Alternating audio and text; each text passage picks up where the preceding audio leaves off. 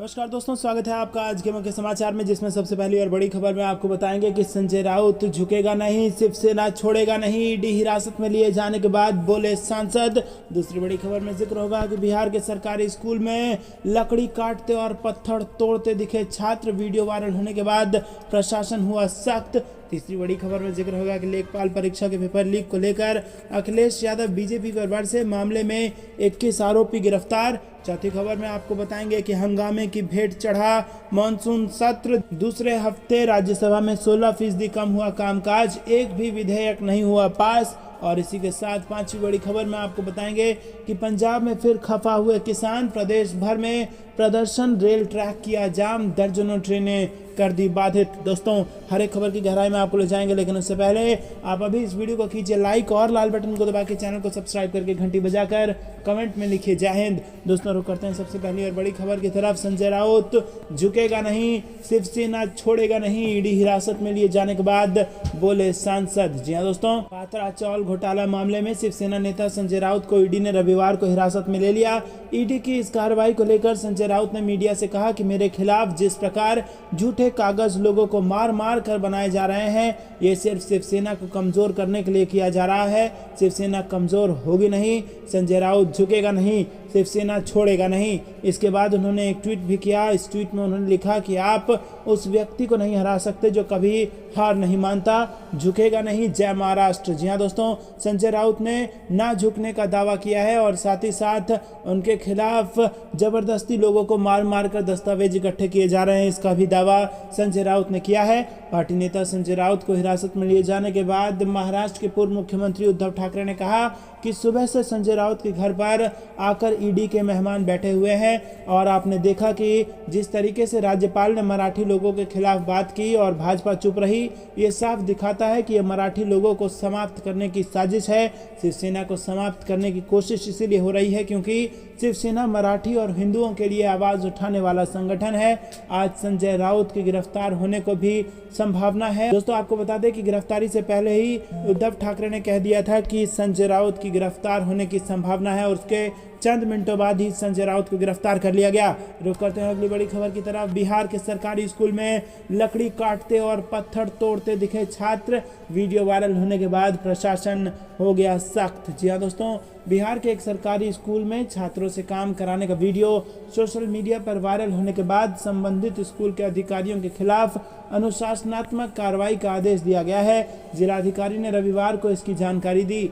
School के द्वारा बच्चों से लकड़ी काटने और पत्थर तोड़ने का काम कराने को बाल श्रम निरोधक कानून के खुलेआम उल्लंघन के तौर पर देखा जा रहा है। जहानाबाद की जिलाधिकारी रिची पांडे ने कहा कि उन्हें इस मामले की जानकारी मिली है और संबंधित स्कूल के अधिकारियों के खिलाफ अनुशासनात्मक कार्रवाई का आदेश दिया जाएगा। दोस्तों, रुक करते हैं अगली बड़ी खबर की तरफ। लेखपाल परीक्षा के पेपर लीक को लेकर अखिलेश यादव बीजेपी पर बरसे, मामले में 21 आरोपियों को किया गिरफ्तार। जी हाँ दोस्तों, उत्तर प्रदेश में राजस्व लेखपाल मुख्य परीक्षा में अभ्यर्थियों से मोटी रकम लेकर सॉल्वर बैठाने और परीक्षा के दौरान अनुचित तरीके अपनाने के आरोप में विभिन्न इलाकों से 21 व्यक्तियों को गिरफ्तार किया गया है और इसके बाद पूर्व मुख्यमंत्री अखिलेश यादव ने राज्य सरकार पर निशाना साधा है।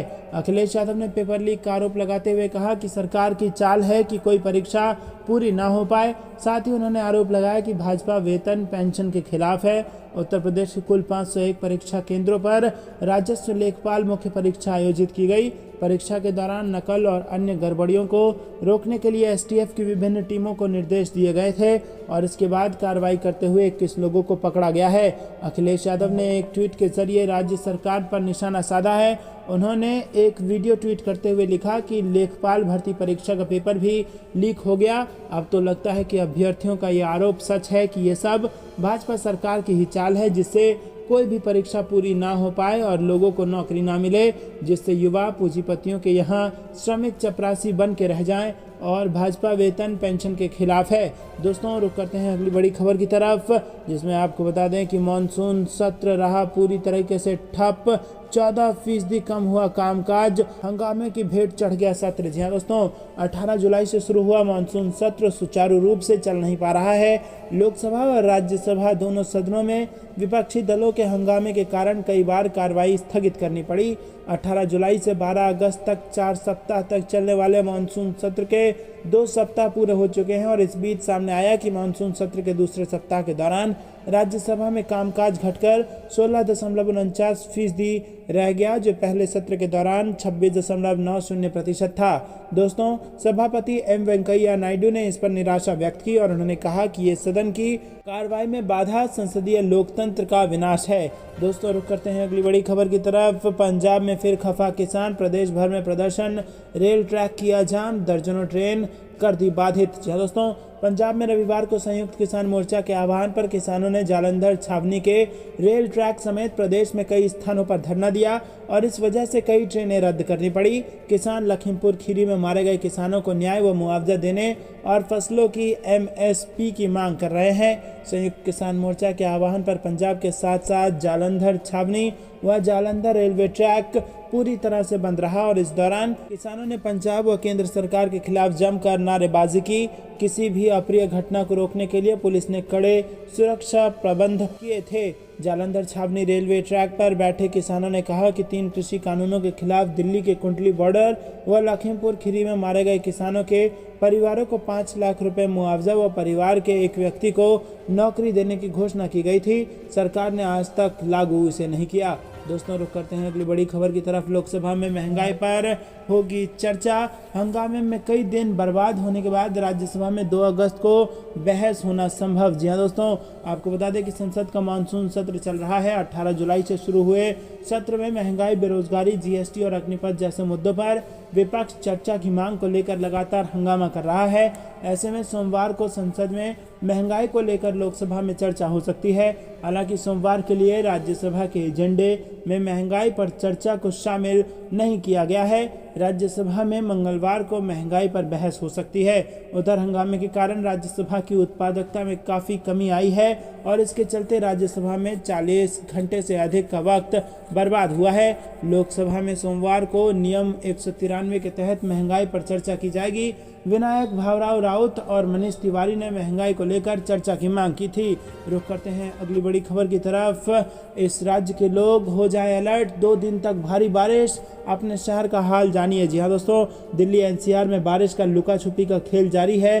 शुक्रवार शाम से ही रुक रुक कर हो रही है बारिश का सिलसिला अभी तक जारी है और देश के अधिकतर हिस्सों में मानसून की बारिश देखने को मिल रही है। मैदान से लेकर पहाड़ी इलाकों तक बारिश की गतिविधि देखने को मिली है और इसी बीच मौसम विभाग ने उत्तराखंड में अगले 4 दिनों तक भारी बारिश का पूर्वानुमान लगाया।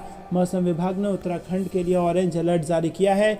31 जुलाई से 2 अगस्त के दौरान तटीय आंध्र प्रदेश, 29 से 2 अगस्त तक तटीय कर्नाटक, केरल और माहे में बारिश हो सकती है। दोस्तों, रुक करते हैं अगली बड़ी खबर की तरफ, जिसमें आपको बता दें कि उत्तर प्रदेश में योगी सरकार ने लिया बड़ा फैसला। अब सिर्फ दीनी तालीम से नहीं बन सकेंगे यूपी में NCERT मदरसा टीचर, करनी होगी ये परीक्षा पास। जी हाँ दोस्तों, उत्तर प्रदेश राज्य के मदरसों में शिक्षकों की भर्ती के लिए शिक्षक पात्रता टेस्ट यानी कि TET पास होने की योग्यता को अनिवार्य करने की तैयारी कर रही है और मदरसे में गुणवत्तापूर्ण शिक्षा उपलब्ध कराने के लिए राज्य सरकार इस सिलसिले में एक प्रस्ताव तैयार कर रही है। प्रदेश के अल्पसंख्यक कल्याण राज्य मंत्री दानिश आजाद अंसारी ने रविवार को बताया कि राज्य सरकार मदरसों में शिक्षकों की भर्ती में TET प्रमाण पत्र को अनिवार्य बनाएगी और इसके लिए एक प्रस्ताव तैयार किया जा रहा है। उन्होंने कहा कि राज्य में मदरसों में छात्र छात्राओं को गुणवत्तापूर्ण शिक्षा देने के लिए NCERT का पाठ्यक्रम लागू किया गया है, क्योंकि यह वैज्ञानिक आधार पर तैयार किया गया कोर्स है और इसीलिए इसे बेहतर ढंग से पढ़ाने के लिए प्रशिक्षित शिक्षकों का होना लाजमी है। दोस्तों, रुक करते हैं कांग्रेस का राष्ट्रव्यापी प्रदर्शन 5 अगस्त को बेरोजगारी जैसे मुद्दों पर सरकार को घेरने की है तैयारी। जी हाँ दोस्तों, कांग्रेस मूल्य वृद्धि और बेरोजगारी पर 5 अगस्त को राष्ट्रव्यापी विरोध प्रदर्शन करेगी। दिल्ली में पार्टी के सांसद प्रदर्शन के मद्देनजर संसद से चलो राष्ट्रपति भवन का आयोजन करेंगे और उसी दिन PM हाउस घेराव में CWC के सदस्य और वरिष्ठ नेता हिस्सा लेंगे।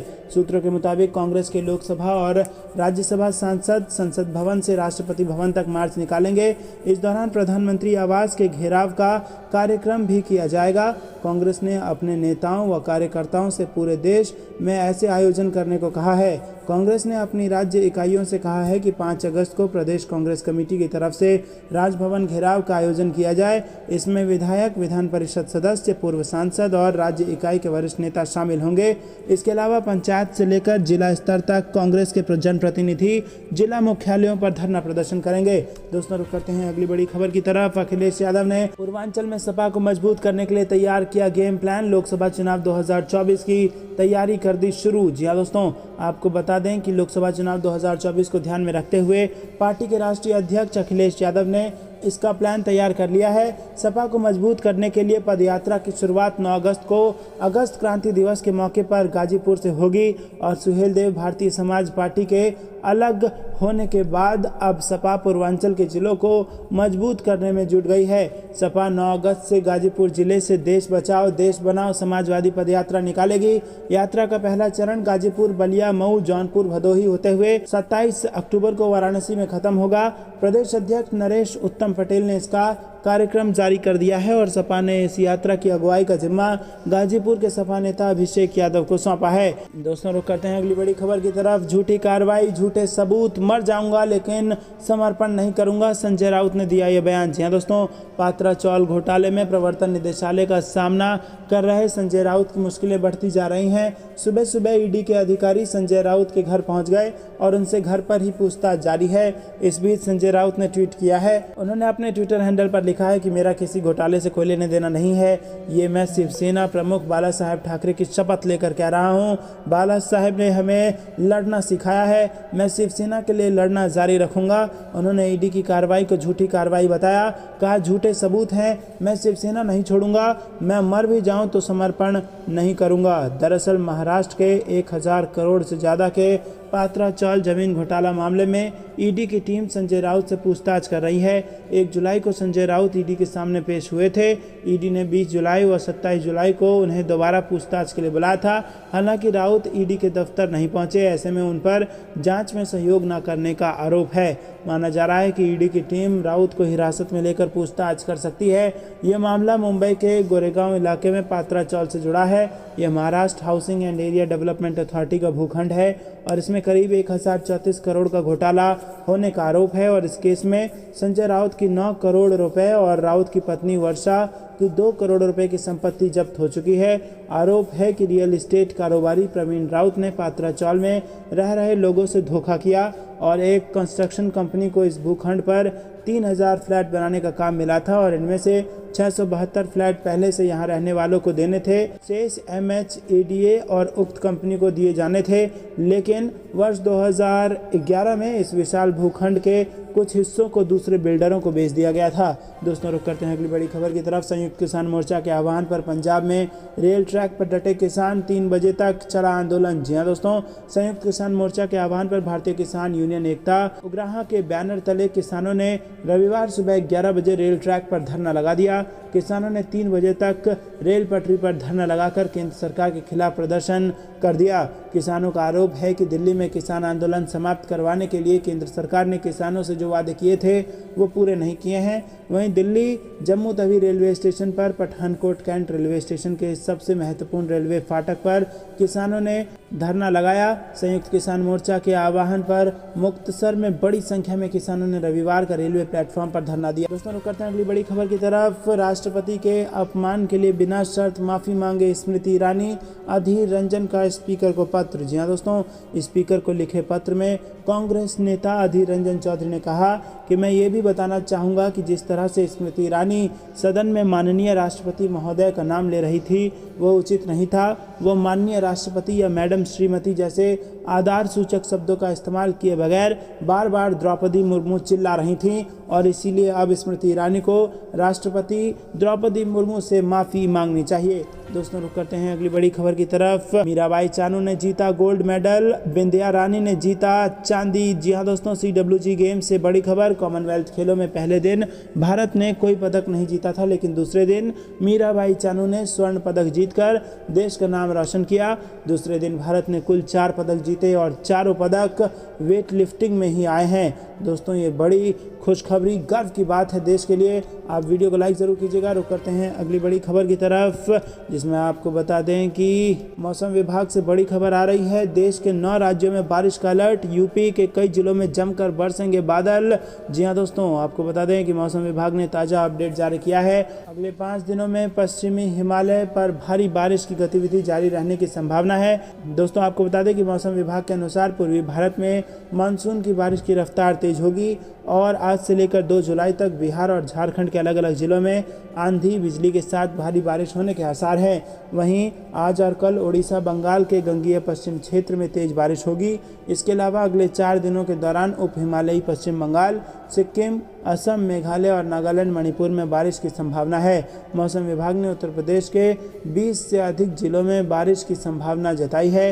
अयोध्या, शामली, गाजीपुर, लखीमपुर खीरी, सीतापुर, बिजनौर, सहारनपुर समेत कई सारे ऐसे जिले हैं जहां पर तेज बारिश के आसार हैं। दोस्तों रुक करते हैं अगली बड़ी खबर की तरफ। जेपी नड्डा के खिलाफ वापस जाओ के नारे लगे, AISA ने घेराव भी किया है। जी हाँ दोस्तों, पटना कॉलेज में भारतीय जनता पार्टी अध्यक्ष जेपी नड्डा को छात्रों के विरोध का सामना करना पड़ा।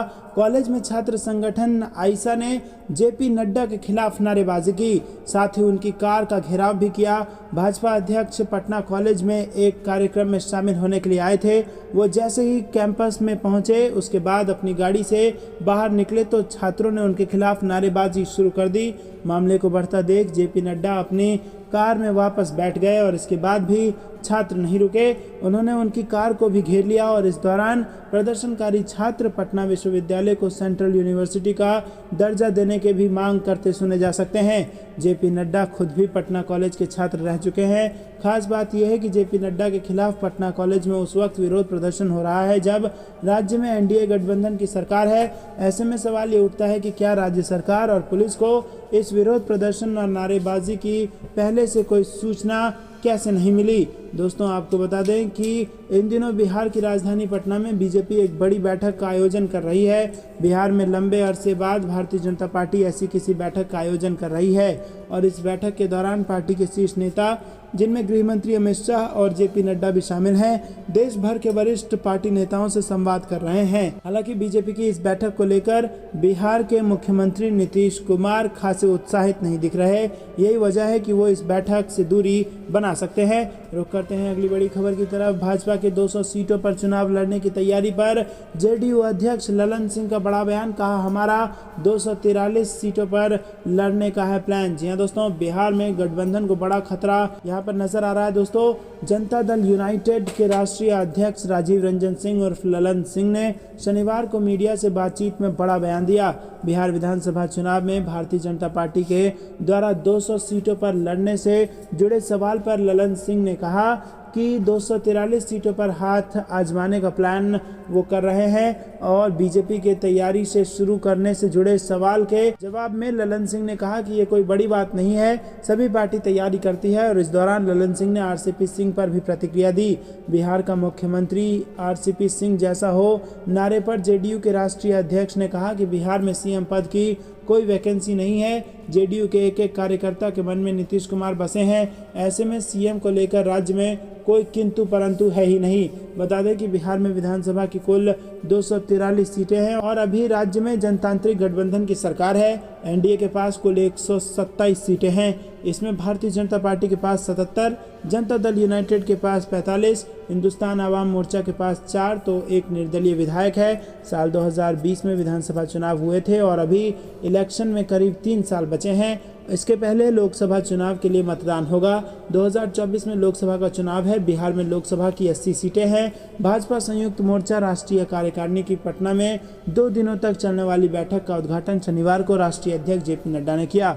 रुक करते हैं अगली बड़ी खबर की तरफ। राज्यपाल के बयान पर आग बबूला हुए उद्धव ठाकरे, बोले समय आ गया है, कोश्यारी वापस जाएं या जेल भेजे जाएं। जी हाँ दोस्तों, आपको बता दें कि महाराष्ट्र के राज्यपाल भगत सिंह कोश्यारी के मुंबई में पैसा ही नहीं बचेगा वाले बयान पर विवाद थमता नहीं नजर आ रहा है। एकनाथ शिंदे सरकार उनके बयान से पहले ही किनारा कर चुकी है। वहीं शिवसेना प्रमुख उद्धव ठाकरे ने अब राज्यपाल से उनके बयान के लिए माफ़ी की मांग की है। साथ ही कहा है कि अब तय करने का समय आ गया है कि वो राज्यपाल जेल जाएंगे या राज्य से वापस जाएंगे। दोस्तों, उद्धव ठाकरे ने राज्यपाल भगत सिंह कोश्यारी पर आरोप लगाया कि वो मुंबई और ठाणे में शांति से रह रहे हिंदुओं को बांटने का काम कर रहे हैं। मातोश्री में एक प्रेस कॉन्फ्रेंस को संबोधित करते हुए ठाकरे ने कहा कि राज्यपाल के मन में मराठी लोगों के प्रति जो घृणा है वो अनजाने में ही बाहर आ गई है। उन्होंने राज्यपाल से मराठी लोगों से माफ़ी मांगने के लिए कह दिया है। दोस्तों, उद्धव ठाकरे ने कहा कि राज्यपाल सभी लोगों के साथ समान व्यवहार करने की अपनी ड्यूटी को सही से नहीं निभा रहे। हिंदुओं को बांटने का काम करके उन्होंने अपराध किया है। ठाकरे ने आरोप लगाया कि राज्यपाल हिंदुओं के बीच बंटवारा पैदा करने की कोशिश कर रहे हैं, जो सदियों से राज्य में सौहार्दपूर्ण तरीके के साथ रह रहे हैं, भले उनकी जाति, समुदाय और धर्म अलग हो। अब यह तय करने का समय आ गया है कि या तो कोश्यारी को वापस भेजा जाए या उन्हें जेल भेजा जाए। महाराष्ट्र में रहने के बावजूद पिछले 3 साल में उन्होंने मराठी बोलने वालों का अपमान किया है और अब ऐसे बयान से उन्होंने राज्यपाल के पद की गरिमा को भी ठेस पहुंचाई है। तो दोस्तों, ये थी दिन भर कुछ बेहद और बड़ी खबरें। तक बने रहने के लिए बहुत बहुत धन्यवाद। देख रहे थे आपका अपना चैनल। जय हिंद, जय भारत।